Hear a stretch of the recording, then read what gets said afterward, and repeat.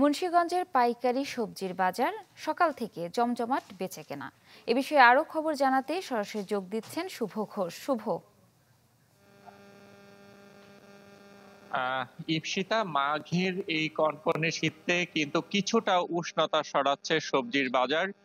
শেষ মৌসুমে এসে কিন্তু কিছু কিছু সবজির দাম বেড়েছে। ফুলকপি, বাঁধাকপি সহ কয়েকটি সবজির দাম বাড়লেও কিন্তু অধিকাংশ সবজির দাম এখনো ক্রেতাদের হাতের নাগালে রয়েছে। তবে আলুর বাজারে যে ধরনের একটি অস্থিরতা চলে, সেটি কিন্তু এক ধরনের একেবারে স্থবির হয়ে গেছে। আমরা আজ সকালে দেখেছি যে আলু কিন্তু মুন্সিগঞ্জের পাইকারি এবং খুচরা বাজারে অনেক কম দামে বিক্রি হচ্ছে। আমরা মুন্সিগঞ্জের খুচরা বাজারগুলোতে কিন্তু দেখেছি যে আলু আজকে প্রতি কেজি 18 থেকে 20 টাকা কেজি দরে বিক্রি হচ্ছে।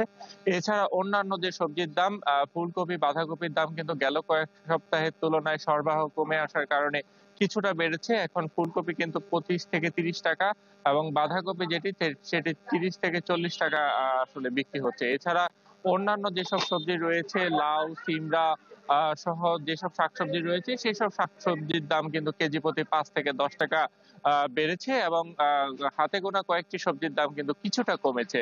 তো সব মিলিয়ে সাধারণ ভোক্তা পর্যায়ের ক্রেতারা কিন্তু বলছেন যে এই যে সবজির বাজারের যে দাম অনেকটা ক্রেতাদের হাতের নাগালে রয়েছে, এটি যদি বাজার মনিটরিং করে ধরে রাখা যায় তাহলে হয়তো এটি ক্রেতাদের জন্য অনেকটা স্বস্তিদায়ক হবে। তবে বিক্রেতারা বলছে যে বাজারের সরবরাহ স্বাভাবিক থাকার কারণে কিন্তু শীতকালীন সবজির যে দাম, সব ধরনের সবজির দামই ক্রেতাদের অনেকটা হাতের নাগালে রয়েছে এবং সরবরাহ ঘাটতি দেখা দিলে হয়তো সবজির দাম কিছুটা বাড়তে পারে। যেহেতু শীত মৌসুম একেবারে শেষ পর্যায়ে চলে আসছে, মৌসুমের শেষে হয়তো কিছু কিছু সবজির দাম বেড়েছে এবং আর তো কয়েকদিন পরে কিন্তু এইসব শীতকালীন সবজির দাম আরো কিছুটা বাড়তে পারে বলে কিন্তু তারা ধারণা করছে। তবে বাজার মনিটরিং এর যে তাগিদটি সাধারণ ক্রেতারা দিয়েছেন, সেটি কিন্তু আসলে অব্যাহত রাখার দাবি তারা বলছেন। তো সব মিলিয়ে শীতকালীন যে সবজির বাজার সেটি শীতল থাকলেও কিছুটা উষ্ণতা ছড়াচ্ছে মৌসুমের শেষ দিকে যাওয়ার কারণে।